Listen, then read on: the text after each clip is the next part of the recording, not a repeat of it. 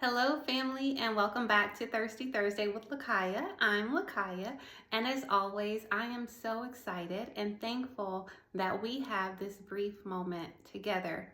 And so, I want to share something with you all that really, truly blessed me, and my hope is that it does the same for you. So, not too long ago, I was on a cruise, my very first cruise, and it was the second night. And about 11:30 at night, I went out onto the balcony. My cabin mate was in the bathroom, and I'm out on the balcony. And again, I'm on the balcony. So on the other side of that balcony was the Atlantic Ocean. So the balcony stopped at about right here on me, standing up straight. And so I didn't want to lean too much, but like lightly leaning on the balcony wall. And I'm just gazing out over the water.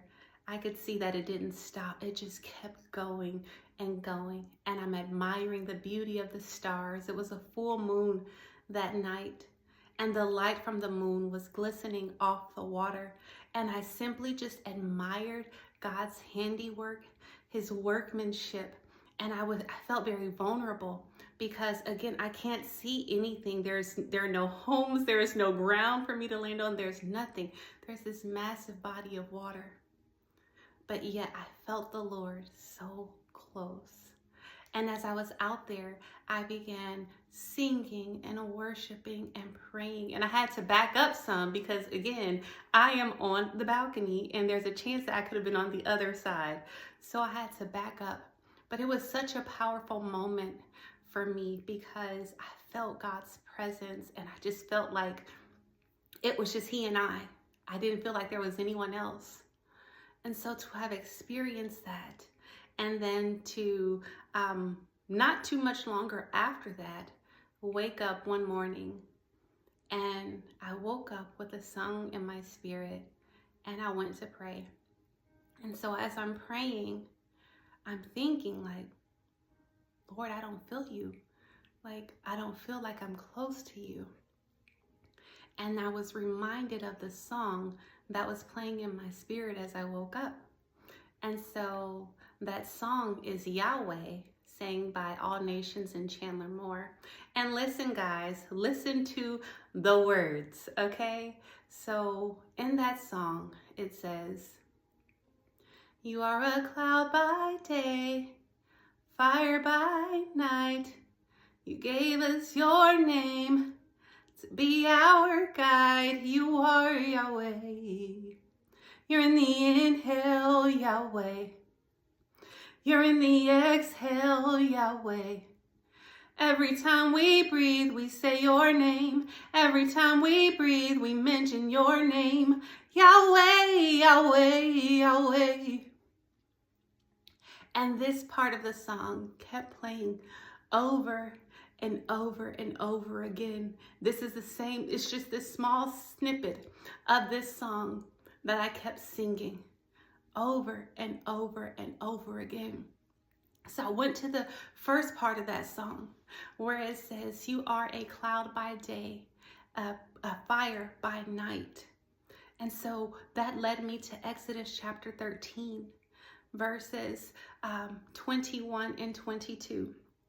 And it says out of the CSB version, "The Lord went ahead of them in a pillar of cloud to lead them on their way during the day, and in a pillar of fire to give them light at night, so that they could travel day or night.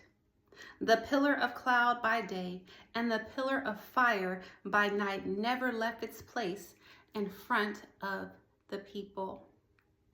And so what that did was it gave me this vision, right? But it also drew questions. What is a pillar of cloud? What is a pillar of fire? And so a pillar is a firm, upright structure, if you think of metal or stone. So you have this massive, massive pillar of cloud that is firm, right? Leading the people of Israel, leading the children of Israel during the day. And at night, that same pillar becomes a fire. and it leads them by night. And so at this way, the people were always moving. And we know that, of course, the children of Israel were in the wilderness for an extended period of time. A journey that was intended to be a few days was extended for 40 years. But during that time, the pillar of cloud and the pillar of light provided guidance, provision, comfort, protection. God was a rock, a shield, and a strong tower for his people. Not only that, but he showed his faithfulness and his love for his children. And we know this because this journey was 40 years. For 40 years, every day, the Lord was a pillar of cloud, and every night he was a pillar of fire.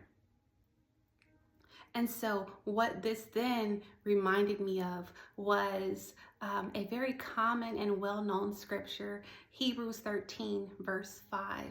And the latter part of that scripture says that the Lord will never leave us nor forsake us.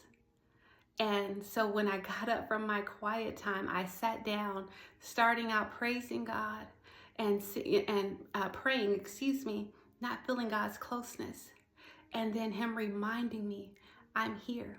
For the promise that I gave you is that I will never leave you nor forsake you. And so I want to encourage you and to know that God is faithful. And if you don't feel like he's close, know that he will never leave you nor forsake you.